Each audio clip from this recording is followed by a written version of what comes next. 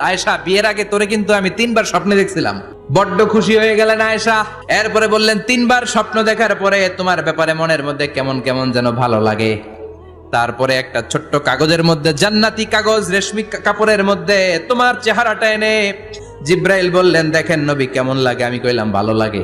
কার মেয়ে? আপনার বন্ধু আবু বকরের মেয়ে। বিয়ে করবেন নাকি?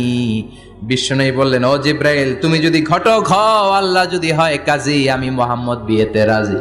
বিয়ে হয়ে গেল, কিন্তু ঘরে দামি ফার্নিচার নাই, টাকা পয়সাও তেমন নাই, কিন্তু আছে খালি সুখ। এত ভালোবাসতেন মা আয়েশাকে। মা আয়েশা গ্লাসের যেই জায়গা দিয়ে পানি খেতেন, বিশ্বনবী ওই জায়গায় মুখ লাগিয়ে পানি খেত। মা আয়েশা গোশতকে হাড্ডি ফেলে দিলে বিশ্বনবী ওই হাড্ডিটা নিয়ে চষতে শুরু করে দিত। এক বালতি থেকে পানি নিয়ে দুইজনে গোসল করত। আবার বিশ্বনবীর সাথে সাথে মাঝে মাঝে বায়না ধরতো, মাঝে মাঝে রাগও করত।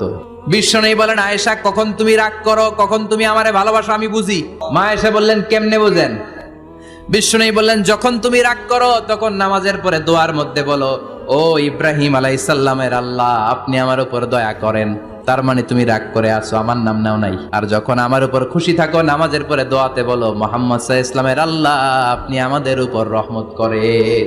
তার মানে খুশির সময় তুমি আমার নাম নাও, রেগে গেলে অন্য নবী দেয়া দোয়া সাইরা দাও, রেগে গেলে আমার নামটা নাও না।